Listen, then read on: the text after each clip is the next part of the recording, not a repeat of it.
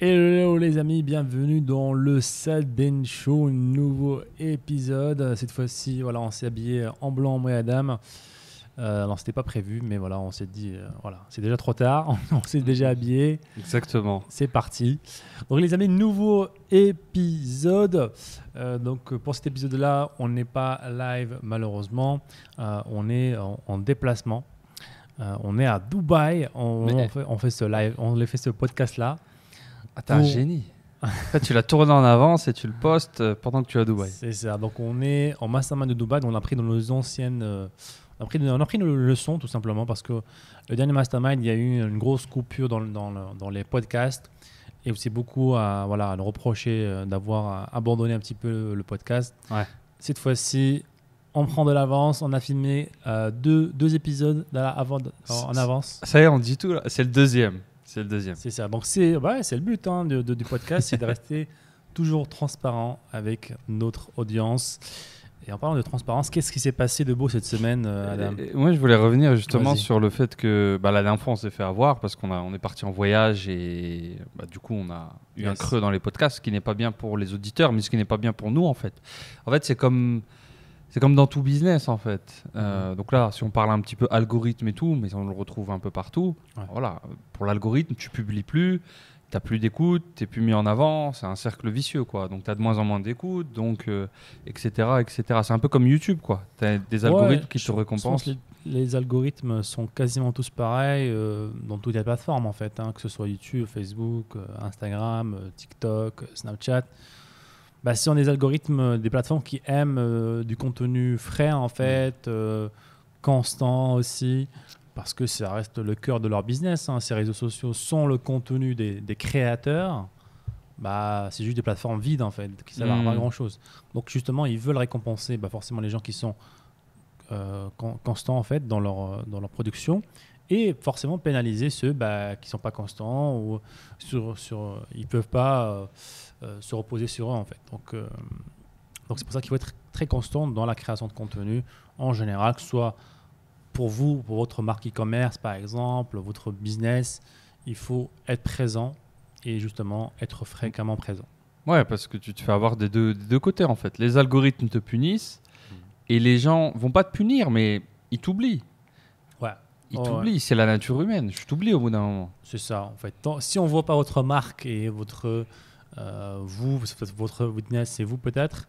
Si on ne vous voit pas dans les feeds d'actualité, forcément, on va finir par vous oublier parce qu'on voit d'autres marques. C'est un petit peu il y le a du monde. monde, hein. Ouais, c'est ça, le monde actuel. C'est celui qui est, comment on dit, top of mind, donc qui est dans les pensées, ou qui est C'est ça.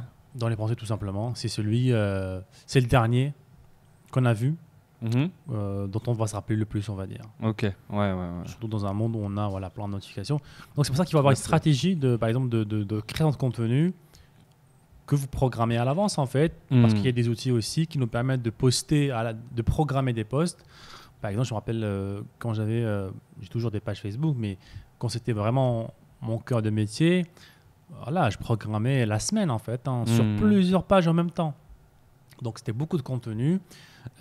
Tu sais, je postais jusqu'à un post par heure. Ah ouais. Mais Un après, post par heure t'avais des pages sur très, plusieurs très grosses. pages. T'avais des pages Oui. très très grosses qui te permettaient de faire ça, en fait. Oui, en fait, l'idée est toute simple. Beaucoup ont peur de spammer un petit peu leur audience, mais ce qu'ils ne comprennent pas, c'est qu'il n'y a qu'une portion de votre audience qui va voir chaque post, en fait. Donc si par exemple, moi j'ai une page, je sais pas, il y a 100 000 personnes, même si je poste 10 fois, les gens ne vont pas voir 10 fois 10 posts dans la même journée. Les algorithmes ils sont assez développés pour montrer un post à un petit pourcentage de votre audience. Comme ça, il n'y a pas cette répétition. Donc pour en profiter, poster plus tout simplement. Et ce qui est intéressant aussi avec cette stratégie-là aussi, c'est que justement, en augmentant la fréquence, sans forcément spammer les gens, parce que l'algorithme les protège, ça nous permet de tenter plusieurs contenus. Et ça se trouve, un des contenus peut partir très vite, viral, gratuitement, de manière organique. Ouais, super. Ouais, je m'en souviens à l'époque, là on parle de 2017, fin 2016 à peu près, quand on commençait à s'entraider. J'avais vu tes pages Facebook et tout, et moi je négligeais un petit peu ça. Donc, faut être honnête, c'était un petit peu plus intéressant de passer du temps sur les pages Facebook en 2016 qu'aujourd'hui. Mais la stratégie est toujours la même, en fait. C'est-à-dire que, par exemple, aujourd'hui, c'est TikTok qui a un petit peu la grosse part du marché organique. Donc, je peux appliquer la même stratégie que j'ai appris sur Facebook sur TikTok. Tu vois. Ça va rien de créer une grosse audience et forcément de vendre après derrière. Moi je m'étais inspiré, donc j'avais ma page sur les loups à l'époque et j'avais commencé pareil à poster petit à petit. Et je me souviens jusqu'au jour où on a fusionné et du coup on a laissé nos boutiques de côté. J'étais arrivé à quelque chose du genre 30 000 fans sur la page. En partant de zéro en quelques mois, c'était vraiment intéressant parce qu'il y avait une stratégie, il y avait une opportunité et il y avait aussi la stratégie. Voilà, je postais du très bon contenu constamment. Je crois que je postais 2-3 fois par jour, même 2 fois peut-être même. Ouais, et je dirais même c'est plus facile aujourd'hui d'avoir une page, une croissance assez intéressante sur TikTok. Je trouve que ça encourage beaucoup, c'est une plateforme qui encourage beaucoup les petits créateurs, même vraiment avec 0 followers, 0 abonnés, on peut avoir ce coup de pouce de TikTok qui pousse votre contenu. Or, Facebook et tout, c'est très différent. Si vous avez 0 abonnés, 0 j'aime, personne ne verra votre post. Ce qui est très différent de TikTok. Et ce qui est encore une fois un avantage pour vous. Peut-être la barrière d'entrée un tout petit peu plus haute dans TikTok parce que c'est que de la vidéo. C'est des montages un tout petit peu différents. En fait, ça paraît compliqué d'extérieur. Et moi aussi, lorsque j'ai vu la première fois TikTok, je me dis, oula, c'est compliqué tout ça. Ça a l'air assez technique. Et je voulais vraiment trouver... et je pensais que c'était compliqué. Mais dès que j'ai commencé à tester, je me suis rendu compte que même un enfant de 12 ans le fait. Ça serait con de leur part de compliquer l'entrée à leur plateforme et commencer à créer du contenu. Donc si vous avez peur, vous pensez que c'est compliqué, testez, accordez-lui quelques heures. De toute façon, et vous allez voir que ça part très très vite. Vous allez apprendre à créer des vidéos sur TikTok qui sont super intéressantes. Ouais, t'as rien à perdre, hein. De toute façon, si t'as un business, tu alloues X temps de test. Si tu vois que ça prend, tu vois qu'il y a une petite formule, soit tu continues à le faire, soit tu engages quelqu'un en lui donnant ta formule, soit tu engages quelqu'un qui a sa propre formule, entre guillemets, mais ça peut te coûter un petit peu plus cher, qui va dire, ouais, écoute, moi je sais faire ça. Et il vous l'adapter par rapport à ton business. Et il faut être sur TikTok quand même, je pense là. Ça devient c'est super important pour moi. C'est juste rien que pour la créativité, trouver des nouveaux angles de marketing, créer des nouvelles publicités, découvrir des tendances. Ça me rappelle, j'ai vu, je crois, il y a un reportage sur YouTube d'une TikTokeuse qui fait, je crois, plus de 100 000 € par mois en vendant une formation Excel. Je l'ai vu passer. Plus de 100 000 €, c'est ça? Ouais, je crois que c'est ça. Ouais. Juste en postant des vidéos sur TikTok de Excel, en rapport avec Excel. Donc voilà, pour vous dire que si elle arrive à faire ça, forcément vous avez si vous avez une boutique e-commerce avec des bons produits, avec un effet wow, forcément ça va marcher aussi. Donc accordez à TikTok une chance, même si c'est pas vous trouvez que c'est pour les jeunes ou pas, ça paraît compliqué encore une fois. Ouais, il faut dissocier. Au bout d'un moment, tu n'as plus le choix en fait. Soit tu restes sur le côté et tu dis écoute, c'est pas mon truc. Et tu laisses passer la chose. Soit à un moment, tu t'y mets ou tu trouves quelqu'un pour s'y mettre en fait. Ouais, surtout en fait que vous pouvez prendre ces créatives-là, créer sur TikTok et les utiliser sur Facebook, ça marche très bien en ce moment. Ouais, clairement. Et l'inverse n'est pas forcément vrai. Donc ce qui donne un point positif encore plus à TikTok. Et le fait d'avoir beaucoup plus de trends sur TikTok que sur Facebook, beaucoup plus d'attention là-bas, de créativité. Et vu que la créativité, c'est ce qui fait vendre, peu importe la plateforme, en allant sur TikTok, en bossant TikTok, on s'améliore en fait. Il y a non seulement, c'est l'endroit où on est, où il y a de l'attention, mais c'est l'endroit où tu t'améliores, où tu as des idées, où tu vois des choses intéressantes que font des marques, des infopreneurs, la fille sur Excel, comment elle fait. Attends, TikTok, tu es censé être amusant. Comment elle fait, elle, pour rendre Excel amusant? Est-ce qu'il n'y a pas des codes couleurs? Est-ce qu'il n'y a pas des petits trucs, des montages? Et ça, ça peut s'appliquer à... Et du coup, voilà, ça casse aussi un petit peu la chose de dire, mais écoute, moi, ma niche, je suis sur une niche, je sais pas, les militaires, je vends des accessoires militaires aux Américains. Je ne vais pas aller sur TikTok. Que si. Il n'y a pas de. Là, tout le monde est sur TikTok. Ce que je disais la dernière fois, je l'avais partagé à je sais plus qui, mais quand je suis allé en Turquie la dernière fois, j'arrive en Turquie, je prends mon taxi. C'était le soir, il pleuvait et tout. On prend le taxi de l'aéroport pour aller à l'hôtel. Et le chauffeur, pendant qu'il conduisait, il était en train de swipe TikTok. Et c'était un papa turc d'une quarantaine d'années, grande moustache. Il était sur TikTok. Ouais. Et quasiment toutes les plateformes commencent comme ça en fait. Au début, c'est vrai que c'est très niché au début. C'est pour ça qu'on a beaucoup ont eu du mal à s'adapter parce qu'ils ont vu tout de suite. En fait, c'est que des enfants, des très jeunes qui sont en train de danser. C'était vraiment le cas au début. Et forcément, progressivement, ils ont commencé à s'ouvrir parce que voilà, ils veulent grossir, ils ne peuvent pas rester nichés à vie. Donc c'est une des tactiques, comme quoi même les grosses entreprises commencent par être nichées. C'est notre approche de l'e-commerce, commencer niché et plus tard, pourquoi pas, s'élargir. Facebook, ils avaient commencé par Harvard, après ils ont commencé par les facs, et petit à petit... C'était encore pire, c'est parce que non seulement c'était limité aux facultés, mais c'était juste pour répertorier les infos des étudiants. En fait. C'était pas forcément pour échanger. Une sorte de trombinoscope, machin. Quoi.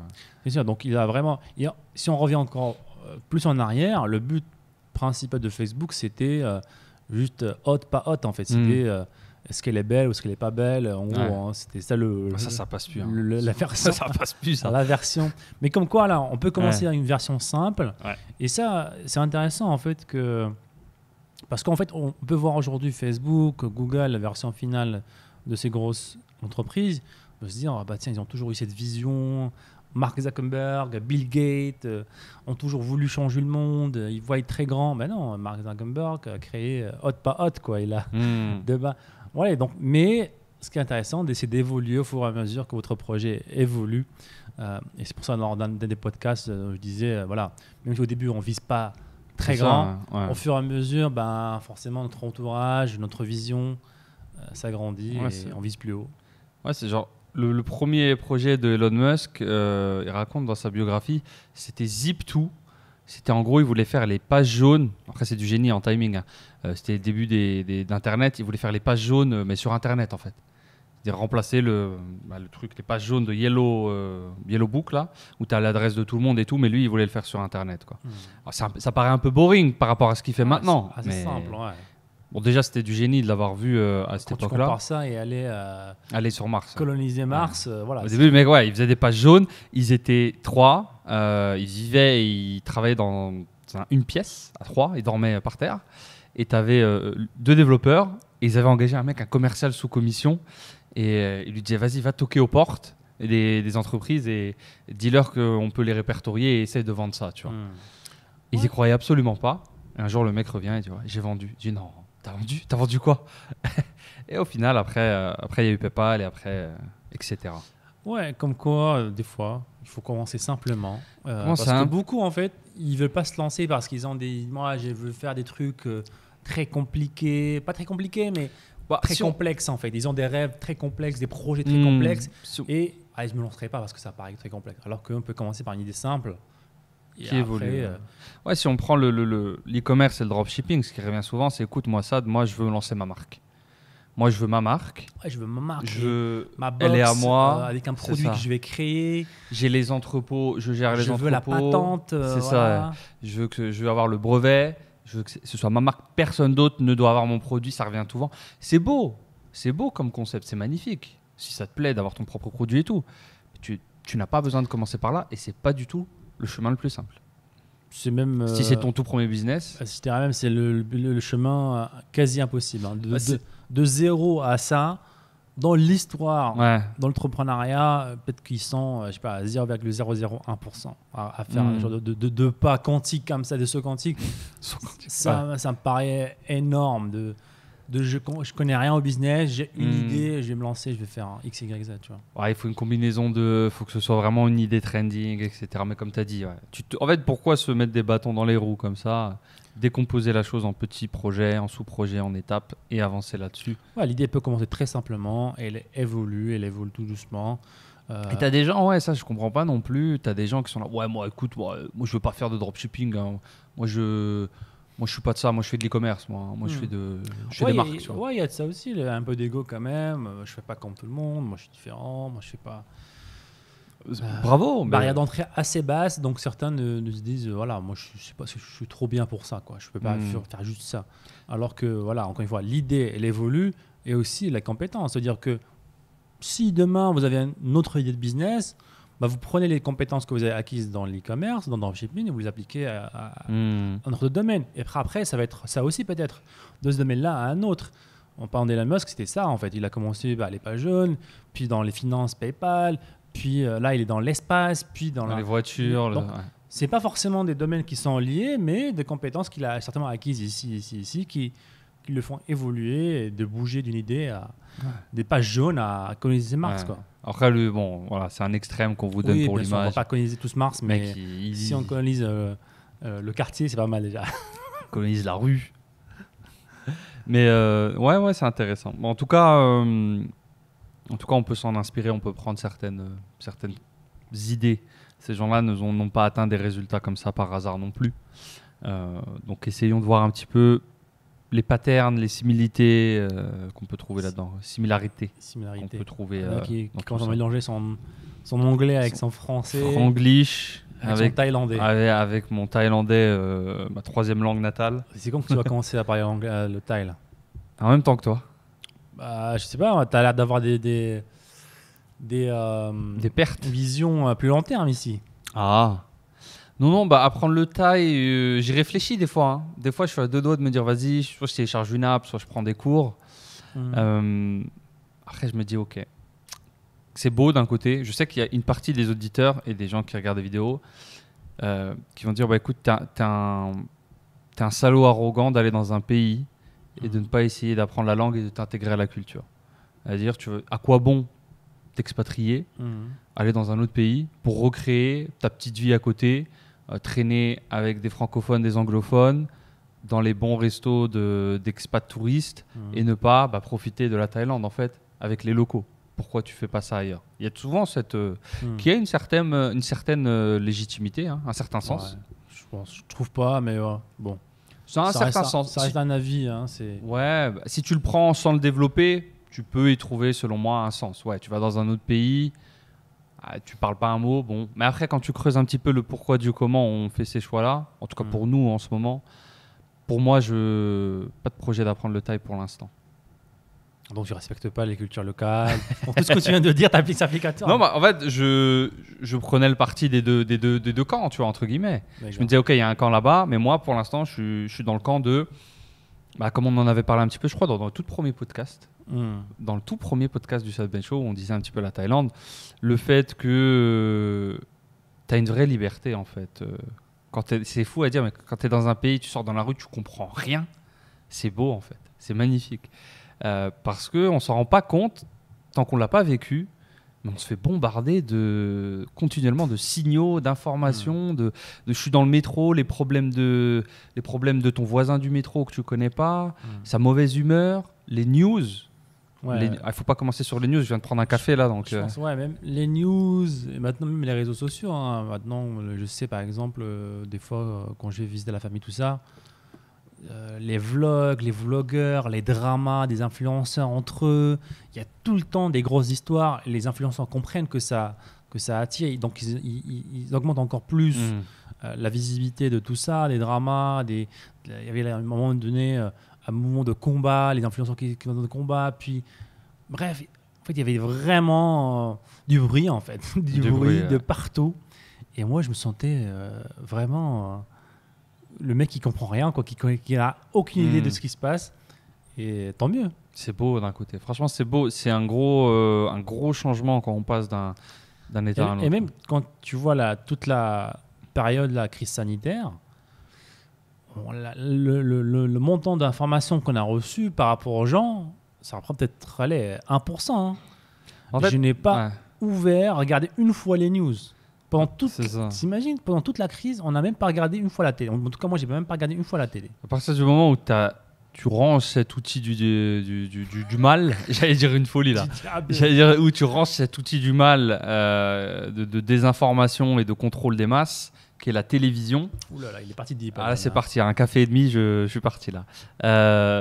Ça va tout de suite mieux en fait. Dans ta vie, en général, en fait, faut essayer. Franchement, ceux qui regardent encore la télé, les amis, challenge, essayez de ne pas allumer la télé pendant, je sais pas, une semaine. Challenge. Ouais, la télé. Pareil, les journaux, tout le concept de journaux, d'information.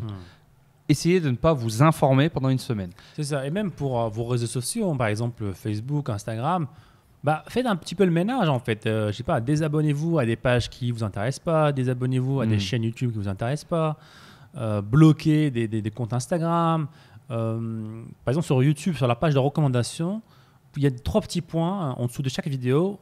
Vous pouvez cliquer sur « Pas intéressé ». Ça, je le fais tout le temps, moi. Je sais pas si tu le fais. Moi, je le fais tout le temps. Ça clean, en fait. L'algorithme est tellement fort qu'il t'enlève carrément toute la catégorie, en fait. Si tu le fais 2-3 fois, des fois, j'ai un peu trop de combats UFC dans mon feed. Je le fais sur 2-3 vidéos. Après, j'ai plus rien. Donc, utilisez l'algorithme à votre avantage aussi, des fois. Mais pareil pour Facebook, pour certaines publicités peut-être aussi.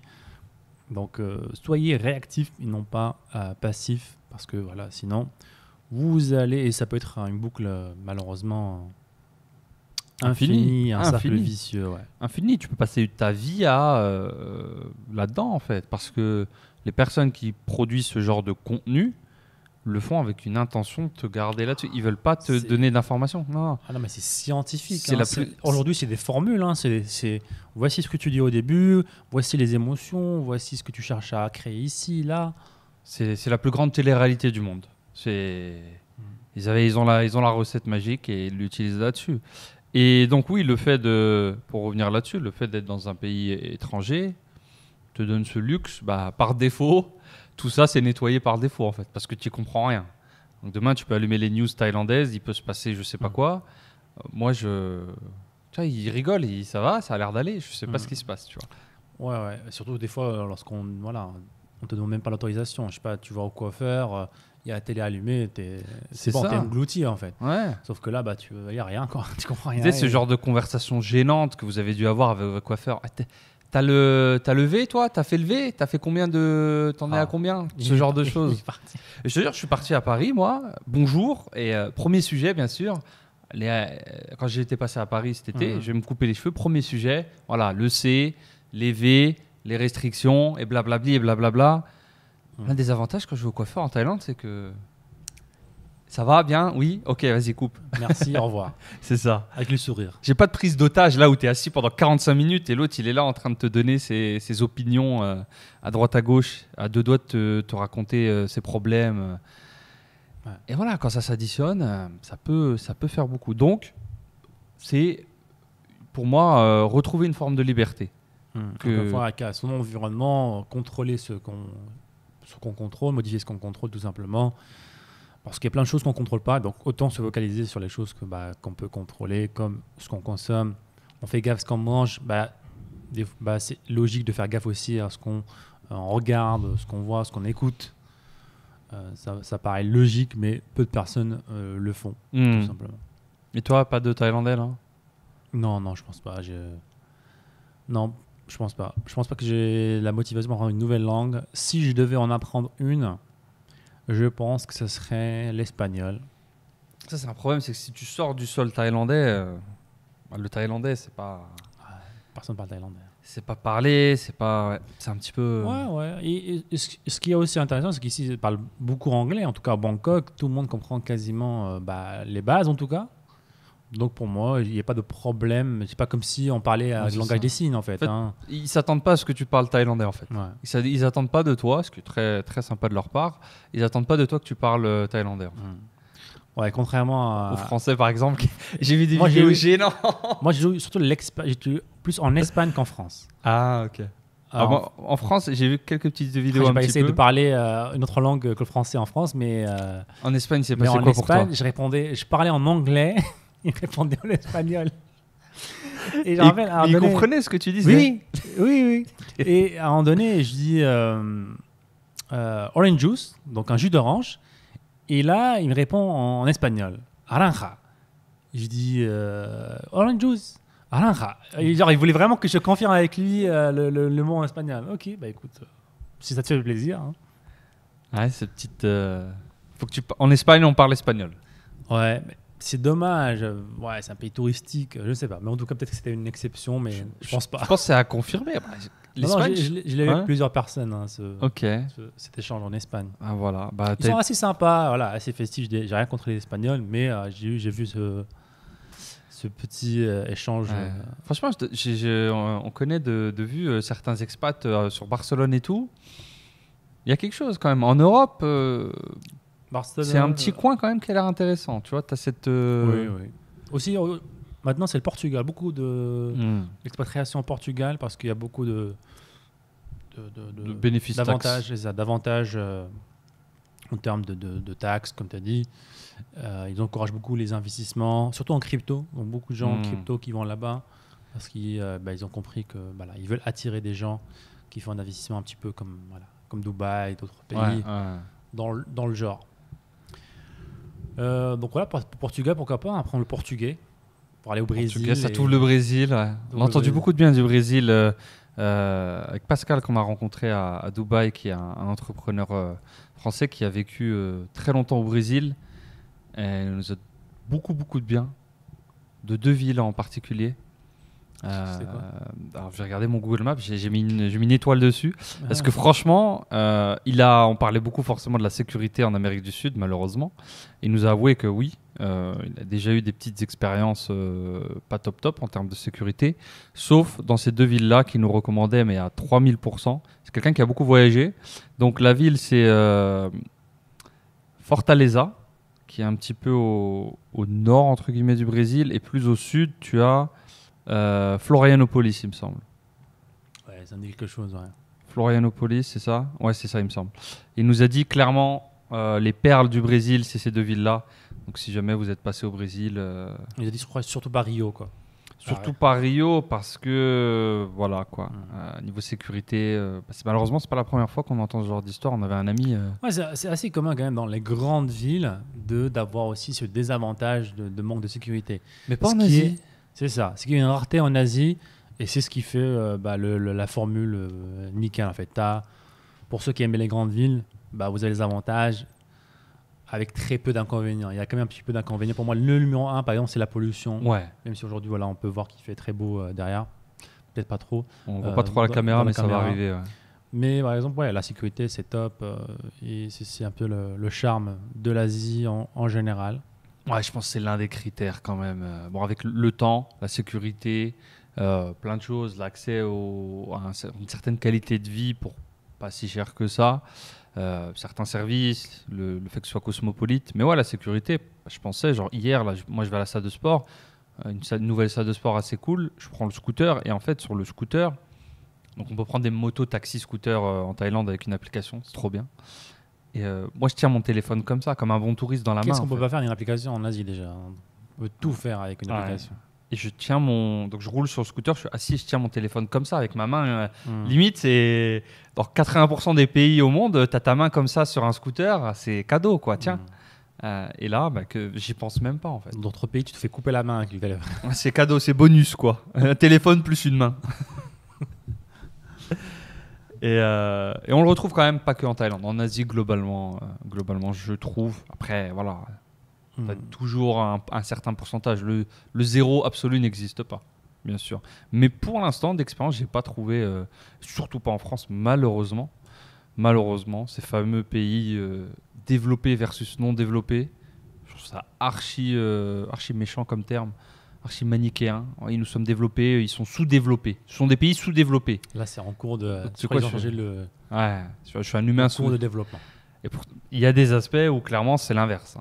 L'aspect de la sécurité, si tu vas donner un sous-développement, c'est censé être. Mais le pire, j'ai l'impression, et je pense que tu es plus au courant que moi, c'est aux États-Unis en fait. Il se passe quoi là-bas?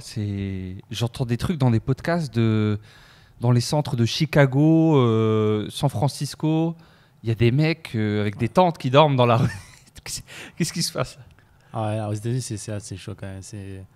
En termes de violence, en termes ça peut être très très chaud, surtout qu'ils ont accès à des armes à feu à gogo là-bas. Il y a plus d'armes à feu que d'habitants aux États-Unis. Ah ouais. Sur des civils, hein, on parle des civils, là, on parle pas de l'armée. Hein, non, ouais. des civils. On parle de Jean-Jacques, votre voisin, qui a un Colt 45 et un 9 mm dans la boîte à gants, quoi. Yep. Bah, c'est à l'américain, c'est voir plus grand, donc prendre 10 fois plus de protection. Pour être sûr. C'est ça. Mais ça a un certain sens. Moi, je ne suis pas forcément 100% contre les armes à feu, surtout quand tu vois pourquoi dans leur, je ne sais plus comment ça s'appelle, les statements, ou non, je ne sais plus comment ça s'appelle. Mais leur amendment. L'amendment, ouais, voilà. C'est en gros le jour où on doit se rebeller ou se protéger contre le gouvernement. Même si aujourd'hui, en termes de puissance, l'équilibre, voilà, même avec toutes leurs armes, les gouvernements sont beaucoup plus... Je pense à l'époque où ça a été draft... Ouais, tout le monde avait des chevaux et des baïonnettes, quoi. Ça. Si ça partait, c'était là, même Gang of New York. Même la police des États-Unis sont armés comme... Ils peuvent envahir, j'imagine, des pays, juste la police. Hein. Donc ouais, c'est assez différent. Et si on revenait un petit peu au business en ligne, là, tu nous ramènes dans du géopolitique international, on est parti au Portugal, au Brésil. Non, c'est bien parce que je pense l'un des piliers quand même de ton aventure entrepreneuriale, business dans ta vie, c'est où tu habites en fait. C'est une chose qui va t'influer énormément en fait. Ouais, c'est sûr. Et franchement, la Thaïlande pour l'instant, elle a beaucoup d'avantages. Là récemment, ils ont commencé à adopter beaucoup les cryptos. Ils ont ouvert aussi des trucs de marijuana, tout ce qui est marijuana, tout ça. Je n'étais pas sûr de le dire, mais ouais. À l'américaine, là, des distributeurs, je crois que tu peux. J'ai pas encore vu croiser, mais ce qui paraît, c'est en train d'exploser en Thaïlande. J'imagine. Ils sont en train de s'ouvrir vraiment là-dessus. Donc ouais, j'aime bien en fait, même si j'en consomme pas, mais le choix de faire ce que tu veux, quoi. C'est les options qui sont là devant toi, en fait, c'est à toi de choisir ce que tu veux. Le gouvernement n'est pas là pour te dire non, c'est pas ça. On te traite pas comme un enfant de 5 ans. Tu vois. Il n'y a pas des 40 000 règles, 40 000 régulations pour faire n'importe quoi dans ta vie. Tu vois. Ici, c'est au contraire, on te donne le choix. Pour l'instant. Donc, on verra bien ce qui va se passer plus tard. Ouais, non, c'est intéressant. Enfin, je ne suis pas du tout dans le milieu non plus. Mais... Passons à des questions qui fâchent un petit peu. Donc, j'ai entendu un grand marketeur américain, un formateur, il s'appelle même Tai Lopez. Wow, ça lâche des noms. Donc pour ceux qui ne connaissent pas, c'est un des plus gros formateurs, gourous. Ouais, il sera dans les livres d'histoire de business, cet homme. C'est ça. C'est un des plus anciens dans le marché, très connu, voilà, pour être un petit peu bling bling, tout ça. Qui a créé beaucoup de millionnaires quand même. Il a fait des choses. Il est assez fort quand même. Il a beaucoup de connaissances dans le monde du business en ligne, de la formation, tout ça. Et récemment, je pensais qu'il faisait un Q&A ou quelque chose, et quelqu'un lui a dit... et justement, il a répondu à une question. Je ne me rappelle plus la question, mais il a répondu à quelqu'un, il a dit, en fait, quand quelqu'un achète une formation chez moi, et même s'il ne réussit pas, je lui rends des services. Parce que cette personne-là sait que ce domaine-là n'est pas fait pour elle. Je t'explique. Si demain, par exemple, et ça arrive, on a des personnes par exemple qui rejoignent le programme Enfants Libres, qui abandonnent pour des raisons X ou Y, peut-être des fois personnelles, des fois de motivation. Bon, alors tout simplement, ils se disent, j'ai pensé un petit peu, tu vois, ils se disent, l'e-commerce, c'est pas pour moi. Ça me dit rien. Et lui, pour lui, c'est un service qui rend aux gens. Et c'est logique, en fait. Ça me paraît logique parce que dans notre vie, tous les jours, on a plein de doutes, en fait. Et si j'aurais tenté ça, et si j'aurais fait ça, et si j'aurais fait ça de cette façon-là, mais là, en achetant une formation et en étant dans le tas, t'enlèves ce doute complètement. Si ça se trouve, cette personne-là qui a acheté ta formation e-commerce et qui s'est dit « Ah, l'e-commerce, c'est pas pour moi », elle a libéré beaucoup d'espace mental qui lui a permis peut-être de se lancer dans un autre business, qui lui a permis en fait, de se dire « L'entrepreneuriat, c'est pas pour moi, je préfère exceller en tant que salarié ». Et se trouve, et là maintenant, il fait beaucoup plus de résultats en tant que salarié. Il a une carrière beaucoup plus intéressante pour elle, épanouie et surtout sereine en fait. Elle sait que voilà, c'est pas pour moi. J'avais des doutes, ça me paraissait X. Et dans le terrain, ça me paraît Y, ça me parle pas du tout. Je suis pas entrepreneur, je veux pas faire du business en ligne. Je comprends les avantages, je comprends les inconvénients et c'est pas pour moi. Ouais, je suis plutôt d'accord, hein, expliqué comme ça. Pour moi, oui, parce que le doute se transforme un jour en remords. Et c'est l'une des pires choses que tu peux emporter avec toi. C'est très lourd. Avoir, et si j'avais fait regret, ça, et et si j'avais tenté l'e-commerce en 2016, et je serais peut-être plus heureux, peut-être. Et enlever ça, même si ta mission principale, c'est de faire, quand tu crées un programme ou une formation, ou peu importe, c'est de faire réussir le maximum de personnes, c'est vrai que, vu sous cet angle-là, c'est bien aussi. C'est très intéressant aussi. Dans le meilleur des mondes, il y a même une partie, même infime des compétences qu'elle va apprendre dans le programme donné X ou Y, qu'elle va pouvoir transposer, même dans sa vie de salarié, d'organisation, de mindset, d'utilisation des réseaux sociaux, de la pub, de X, Y, Z, qu'elle va pouvoir incorporer dans son job si elle veut le garder ou dans un autre business. Et comme tu l'as dit, avec cette fois une clarté de se dire, OK, là c'est bon, j'avais un doute entre l'e-commerce et mon job, l'e-commerce et l'affiliation. Je fais l'autre, c'est pas pour moi. Et je cartonne. Ouais. Parce que ça me rappelle en fait un cas qu'on a eu, un des masterminds, une personne qui est venue juste pour avoir de la clarté par rapport à ça. Est-ce que je continue à faire de l'e-commerce ou pas? Et au moment où elle m'a posé, j'ai trouvé la question bizarre, tu vois. Mais là, en fait, je comprends en fait, c'est que tu es entre deux chaises, tu as un doute, tu sais pas dans quel chemin choisir. Et justement, être dans une formation, sur le terrain, en fait, c'est la meilleure décision pour prendre une décision, en fait. Ouais, parce que la pire chose qu'on puisse tous faire, je pense, c'est ne pas prendre de décision, en fait. C'est rester immobile. Peu importe ce que je te dis, moi ou Adam, si on te dit fais ça ou ça, tu ne seras jamais à 100% convaincu. En tout cas, moi, je ne suis pas de ce type-là où tu me dis ça, c'est pas pour toi. Alors que j'avais déjà toujours un doute, je voulais peut-être tester un sport, par exemple. C'est comme les enfants, ouais. Voilà, si je voulais tester un sport et tu me dis mais ça ne fais pas du jiu-jitsu, c'est nul. Tu vas y aller quand même. Et tu vas te casser la tête. Ça va toujours tu vois, même si je n'y vais pas, ça se trouve je vais aller pendant 2-3 ans et à la fin tester, tu vois, quand même. Et ça aura été très lourd sur mon mental et ma capacité de décision. Ouais, clairement, surtout dans un monde où on est bombardé d'options, en fait. Donc, plus on arrive à éliminer d'options, plus c'est mieux. Ouais, le choix, le fait de choisir est un luxe et est un avancement, est un premier pas que beaucoup de personnes ne feront jamais, en fait. Parce que beaucoup de personnes resteront dans cette position stand-by, quoi. Ouais. Je suis sur les genoux, je suis là, je vais à gauche, je suis à droite. Et surtout, en fait, ma mémoire est pleine, en fait. Il n'y a pas de capacité de nouvelles idées qui rentrent, tu vois. Donc, on passe notre vie avec ces hésitations, avec ces doutes. Forcément, on est paralysé parce que dans notre cerveau, forcément, il y a une limite, une capacité qu'on ne peut pas dépasser. Donc, voilà, c'est pour ça que j'aime bien tester les choses, win or learn. Ça me permet de dégager des choses, en fait. Paf, je teste ça n'a pas marché. Allez, nouvelle place pour une nouvelle idée qui vient de se libérer. Allez, suivante. Et jusqu'à que ça clique, en fait. Et en même temps, on apprend des choses, comme tu as dit. Donc, c'est pas que enlever du doute et avoir de l'espace, mais on apprend des choses. C'est vrai.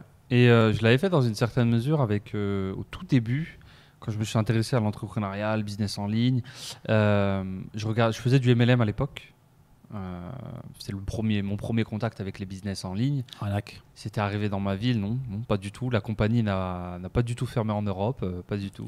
Non, la petite histoire, la compagnie a fini par fermer parce qu'elle faisait des promesses un peu trop agressives au niveau médical. Et comme vous savez, aujourd'hui, on est avec Adam anti-MLM en général. Ouais, globalement, non, c'est pas un business que vous maîtrisez, c'est pas très éthique aussi. Tellement plus d'options. Franchement, ouais.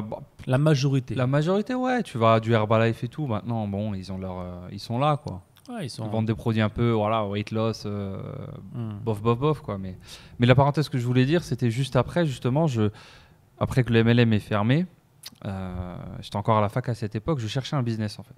Je dis, OK, là, déjà, le MLM m'a ouvert les portes quand même. Hmm. De me dire, ah ouais, il y a un autre monde. Et je cherchais des business et je tombe sur des anciens trucs. C'était 2015, fin 2015, juste avant le début où je trouve le dropshipping. Je tombe sur l'immobilier d'un grand entrepreneur français, Cédric Anissette pour le nommer, qui avait un programme immobilier, faire des emprunts et tout. Et je regarde un petit peu, je crois qu'il y avait juste les vidéos bonus qu'il faisait pour son lancement du programme.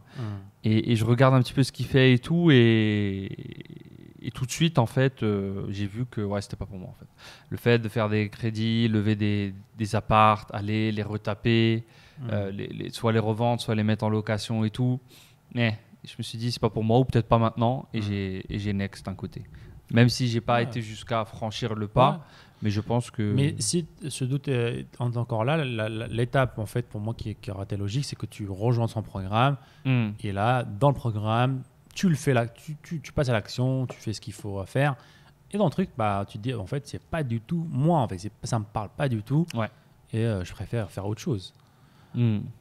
Et comme on a dit, bah, tu peux facilement transférer des compétences que tu as acquises, des choses qui t'ont intéressé. Bah, tiens, ça, je l'avais vu ici. Alors, ça ne m'intéressait pas dans ce domaine-là, mais là, en fait, ça peut cartonner. Et des fois, les meilleures idées, ça devient comme ça. On parle de gros projets, de grosses de visions. Dans la plupart des cas, ça va être combiné de compétences dans 2 domaines différents pour que ça crée de la nouveauté, révolutionner un domaine. Donc voilà, pour un petit peu j'avais écouté son live avec Té Lopez, ça m'a beaucoup parlé. Donc je trouve ça super intéressant et surtout que voilà, et par exemple, on voit par exemple pourquoi certains directeurs comme Mark Zuckerberg qui s'habille de la même façon tous les jours. Parce que voilà, il y a ce qu'on appelle la fatigue, la decision fatigue. En gros, il y a une théorie qui dit que on a un nombre défini de décisions qu'on peut prendre par jour. Donc lui, il veut pas perdre les décisions sur le choix de ses vêtements. Et ça a du sens. Ça a du sens. Forcément, on a une limite en termes de décision. Donc voilà, pour libérer de l'espace dans votre mémoire, bah, tenter des choses. Ça, c'est l'ultime optimisation. C'est ça. Et je pense aussi que on peut le découvrir assez vite en fait, je pense. Je pense si quelqu'un est passionné par le business en ligne ou par un des business en ligne ou par une des inventions d'entrepreneuriat, je pense dès les premiers pas, tu sauras si tu es fait pour ou pas. Je sais pas ce que tu en penses. Est-ce que tu penses que... Dès les premiers pas, il faut définir les premiers pas. Les premiers pas, tu as compris comment ça marche, tu as lancé ta boutique, tu as commencé la recherche de produits, tu as trouvé des produits. Je trouve, ouais, au moment de la recherche de produits, je pense qu'il y a un truc qui se déclenche en fait. Il y a un déclic en fait. Je pense. Ouais. Après, je sais. C'est une théorie. Je suis pas. Je sais que moi aussi, je l'ai eu quand j'ai découvert AliExpress, les prix là-bas et tout. J'étais comme un gamin au magasin de jeux vidéo. J'étais fou. Regardez des trucs, je me suis dit, waouh, ça coûte 1 euro ça, je peux le revendre 20 euros. Je ne sais pas si c'est un critère de réussite. En tout cas, c'est un très bon boost. Si tu as une excitation comme ça qui se fusionne à ta fin, c'est beau. C'est beau d'être excité à apprendre une nouvelle compétence, un nouveau métier. Je préfère ça que de commencer la chose. Ouais, je le fais pour le faire, quoi. Après, est-ce que ça vient pas aussi du fait que quand tu te lances dans le projet, voilà, il y avait une fin, il y avait des dangers, il y avait beaucoup de choses, quoi. Donc, ouais, c'est sûr. Ça t'aide à être excité quand tu vois. J'ai vu une sorte de lumière, à me dire ah ouais, il y a tous ces produits-là, mais je vais y arriver en fait. Je vais y arriver parce qu'il y a tellement de produits, ils sont tellement peu chers, je peux les revendre, je peux faire une marge et je dois faire une marge, je dois les revendre. Donc oui, si tu débutes ton projet sans être solide et qu'en plus tu trouves pas d'excitation dans le projet, après, est-ce que tu te le trouves pas toi-même l'excitation quand tu as faim? Est-ce que tu n'es pas excité je pense que c'est un mélange d'excitation et aussi ce petit déclic et tu te dis tiens, ce business model m'intéresse, ce truc-là, je veux le faire, je me vois le faire, je prends du plaisir à le faire. Il n'y a pas que de la peur, mais aussi de la motivation, tu vois. Je pense que c'est... Dans le meilleur des mondes, tu as les deux. Tu as peur, tu as faim, tu veux faire des choses. En même temps, tu es motivé à réaliser tes rêves. Et en même temps, le business model t'intéresse. et l'entrepreneuriat en général. Il y a beaucoup de gens qui hésitent entre le salariat. Ils sont salariés, par exemple, et ont toujours ce petit doute, est-ce que je fais de l'entrepreneuriat? Est-ce que c'est intéressant? Je vois ces gens-là, Adam et Saad, ils sont dans des plages, ils sont en Thaïlande, ils sont en train de voyager. Est-ce que c'est pas ça que je veux faire, en fait? Ça se trouve, non.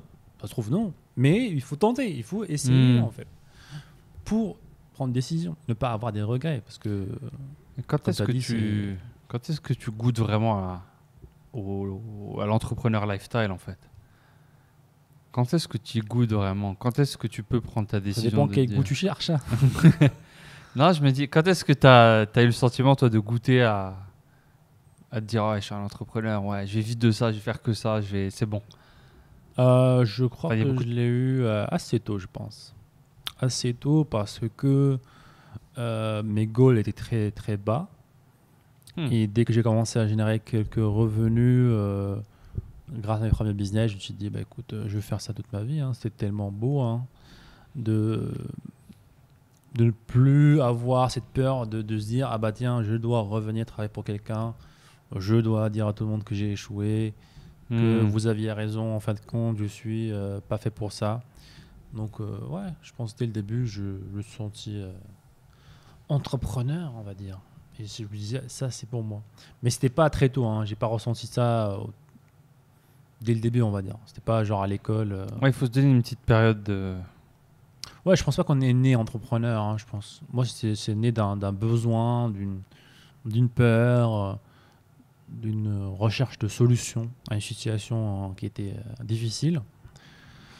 Donc ouais, j'étais pas entouré d'entrepreneurs, c'était pas j'avais pas d'idole entrepreneur, mais dès que j'ai fait le premier pas, la pièce de puzzle s'en vite se mis ensemble et j'ai vite vu le potentiel qu'il y a. Encore une fois, c'était jamais pour de l'argent ou faire des millions, parce que il faut pas se le cacher aussi. Faire des millions en entrepreneuriat, on n'a pas beaucoup. Vous faites partie des minorités. On fait partie de la minorité, des gens qui se lancent dans l'entrepreneuriat et qui font des millions grâce à l'entrepreneuriat. C'est une très petite minorité. C'est pour ça qu'on ne va jamais vous dire lancer dans votre entrepreneuriat pour devenir millionnaire. C'est pour devenir libre. J'ai vu des vidéos passer sur YouTube qui disaient pas ça. Ah bon? C'était pas de toi, mais... Ah oui. Ouais, c'est pour ça que je disais, nous, on va jamais vous dire vous lancer dans l'entrepreneuriat pour devenir millionnaire. C'est une possibilité. Mais il ne faut pas se cacher que c'est pas facile. Ah bah clairement pas. Mais voilà, comme la promesse du livre, faire 3 500 €, 5 000 € net par mois, ça me paraît pas très compliqué. D'être motivé, de faire l'effort tout simplement et prendre le temps pour appliquer. Il faut se laisser un peu de temps, c'est normal aussi, où tu as cette période d'incubation. Les gens veulent tout de suite, vite, là, allez, là, ça fait un mois, j'ai lancé ma boutique, je fais pas 3 000 €, qu'est-ce qui se passe, qu'est-ce qui ne va pas? Rien ne va pas en fait, relax, tranquille, ça fait partie de la chose. C'est ça, c'est comme si en fait, vous allez ouvrir une boutique en magasin physique en fait, et du jour au lendemain, vous voulez faire 5 000 € net par mois. Même si vous n'avez jamais essayé de business auparavant, là, ça paraît logique, ça ne va pas se passer comme ça. Maintenant, ce qui est intéressant avec le business en ligne, c'est que ça peut aller beaucoup plus vite, d'accord, mais ce n'est pas non plus magique. Mais les coûts d'entrée sont vraiment minimes en fait. Quand tu compares ça à un business physique, c'est cool quand même. Créer une boutique à Paris, voilà, même louer le... À Barbès, ça doit pas être cher. Même là-bas, j'imagine que ça doit coûter des milliers d'euros.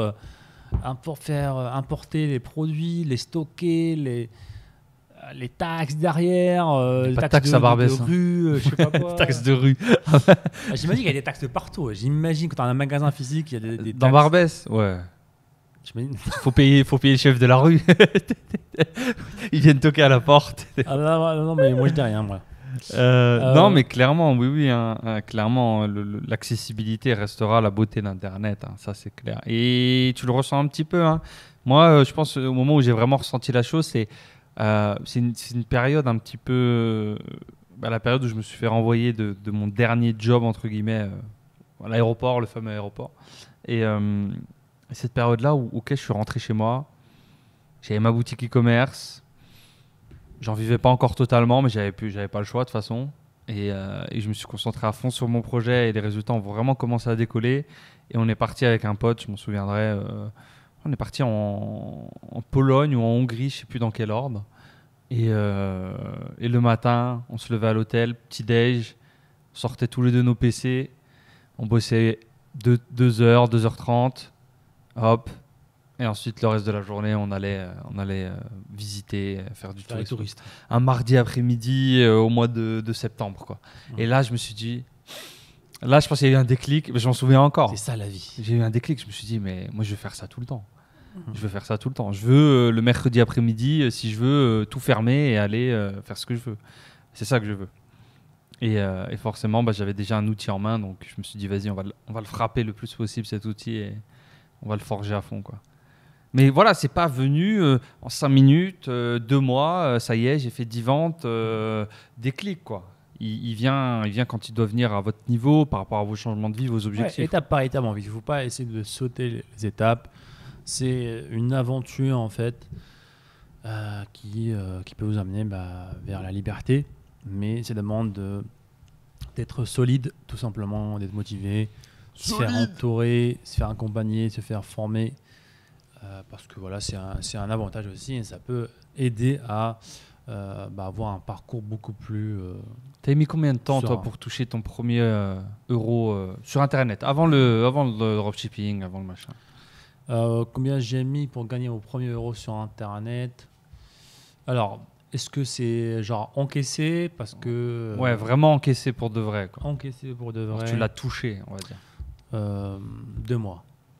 Mais quand même. Ouais, 2 mois. Un génie. T'es un génie. Parce que... Entre ton tout premier démarrage de business, vraiment en mode... Parce qu'il y a... Ouais, en fait, je me suis dit, en fait, j'ai comparé à... Comme si, par exemple, j'avais créé un blog. Donc le blog est prêt, les réseaux sont prêts. Alors, ton tout premier blog, ta toute première page. Ah oui, ça a des années. Hein. Entre le jour où tu découvres la chose, tu fais ton premier clic. Ah, des années, je pense. Des années facilement, c'est que... J'ai vu des gens le faire, je me suis dit je vais faire pareil, ça n'a pas marché. J'ai créé un blog, c'est tout. T'as attendu, quoi. Pour ceux qui connaissent la plateforme Blogspot, c'est le blog de Google en fait, gratuit. Tu vas dans Blogspot et ça te crée un blog quoi, gratuitement. Trop bien à l'époque. Et j'ai créé un article, j'ai copié des paragraphes de plusieurs articles et j'attendais que le visiteur vienne et il n'y a eu rien et j'ai abandonné le truc. Et j'ai repris les études comme si rien de rien n'était. Donc des années, littéralement des années. Et après, c'est très long aussi au début. Hein. Ouais. Et moi, tu dis ça aux gens maintenant. Moi, j'ai mis 6 mois, 6-7 mois. Entre le moment où je découvre le dropshipping, je me dis ok, je tente la chose et je commence à consommer du contenu, lancer ma première boutique, machin. J'ai mis 6 mois avant de faire ma première vente. Une vente à 9 €. Et tu dis ça aux gens maintenant. Ouais, c'est bon, hein. Tu vois, j'ai pas le temps, moi, c'est trop long ton truc, machin. Ouais, c'est même pas, ils osent pas dire, j'ai pas le temps. Je pense pas qu'ils le disent comme ça, mais. Oui, ils te disent. Ils vont pas le faire. Ils vont pas le faire. Ouais, je le ferai pas. Parce que personne n'oserait dire, tu vois, à haute voix, j'ai pas le temps, attends 6 mois. Ou t'en as quand même qui vont te dire non, moi. Parce que ça paraît logique, ça fait pas c'est pas instantané le résultat. Forcément, personne ne pense que c'est vraiment magique, tu vois. Mais je vois ce que tu dis, je vois. Moi, j'aime bien toujours remettre de la perspective là-dessus et se dire, ok, pour décrocher déjà, qu'est-ce que 6 mois? Ça, on parle de nos expériences de ça des mois à l'époque où on connaissait rien du tout. Ouais, rien, il n'y avait pas YouTube autour de nous qui faisait ça. Pas de contenu, il n'y avait rien. Ok, mais le doute, est-ce que ce truc est réel ou pas en fait? Aujourd'hui, il y a des gens de tout univers dans le dropshipping qui réussissent. Il y en a, c'est pas la moyenne, mais il y en a qui réussissent en 1 mois de travail régulier et solide. Ça, c'est une vérité. On pense à Mehdi, par exemple, qui avait fait 1 500 € net son premier mois. Par contre, il était dessus, il bossait 3-4 heures par jour. Et souvent, il faut accepter ça. Il faut mettre ça en relief sur 2 points, selon moi. Le premier point, c'est OK, qu'est-ce que 3 mois? Qu'est-ce que 4 mois versus le reste de ta vie, entre guillemets? S'il te faut 4 mois pour engendrer tes premiers résultats, et c'est ces premiers résultats qui vont faire que tu vas devenir libre, qu'est-ce que c'est 4 mois? C'est rien. Et c'est quoi l'autre option, en fait? Déjà, quelle option tu as pris? C'était de faire des études ou pas pendant X temps pour arriver dans un job. Ouais, en fait, vous avez Parce que ça vaut pas le coup, quoi. toutes les études que vous avez faites, c'est pour gagner votre salaire d'aujourd'hui. En fait. Oui, c'est votre période de formation. Ah bah entre oui, guillemets. c'est littéralement payante ça. parce qu'il fallait payer le loyer étudiant, il fallait payer. C'est littéralement ça. Ouais, c'est payé. Et même en France, on pense que l'éducation c'est gratuit. Ne vous inquiétez pas que rien n'est gratuit. Hein. Quand c'est gratuit, c'est-à-dire que je la paye ah oui, indirectement, différemment. c'est sûr. Rien n'est gratuit. Ça coûte des milliards chaque année en termes d'éducation. Donc ouais, comme tu as raison de comparer ça à l'éducation, on a travaillé, on a étudié 8 heures par jour pendant des années pour avoir un salaire. Moi, dans mon cas, c'était un salaire minable. Pour moi, ça a du sens de travailler un petit peu 6 mois, 1 an. À la fin de ces 5 années d'études, 8 heures par jour, 6 heures par jour, tu dois quand même aller taper tes 35-40 heures par semaine. En plus Ça finit pas. Alors, si tu te mets vraiment à fond 6 heures par jour dans le drop, tu es bien entouré, tu y vas à fond, bah dans 5 ans, tu n'auras pas besoin de taper 40 heures par semaine pour gagner 2 000 euros. Vu comme ça, mais bon, ça, on dérive un petit peu, mais l'idée est là, quoi. Et encore une fois, on parle vraiment des personnes qui... là, on part du postulat que tu veux quitter ton job, que ton job, tu n'aimes pas ton job, tu n'aimes pas avoir un plafond, par exemple. Par exemple, le salariat, c'est le pire moyen pour s'enrichir. C'est une réalité. C'est une réalité. Si une de tes rêves ou ce que tu veux faire, c'est devenir, avoir la richesse, la réussite, aider ta famille, tout ça, malheureusement, c'est pas avec les salariés que tu pourras le faire. Donc ça aussi, il y a ça aussi. Après, si voilà, comme tu as dit Adam, tu es confortable dans ta situation, rien ne t'empêche de te lancer dans l'entrepreneuriat parce que le but final, c'est de devenir enfin libre. Donc si tu te sens déjà libre dans le salariat, franchement, tu n'as rien à faire dans l'entrepreneuriat. Exactement. Yes. Sur ce, les amis, on vous remercie. On arrive vers la fin du podcast. On a parlé de presque tous les domaines qui existent au monde. Un podcast très varié. On se dit à très bientôt. N'hésitez pas à nous laisser des commentaires, un petit pouce bleu sous la vidéo si vous avez des questions. Et si vous nous écoutez sur les plateformes de podcast audio, iTunes, Spotify, laissez-nous un petit avis. Ça nous motive à vous publier et comme aujourd'hui, publier des podcasts à l'avance, les filmer à l'avance. Comme ça, vous avez un épisode toutes les semaines, même si on est en voyage. La magie d'Internet. Yes. Merci à tous les amis. On se dit à très bientôt. Ciao, ciao. Ciao.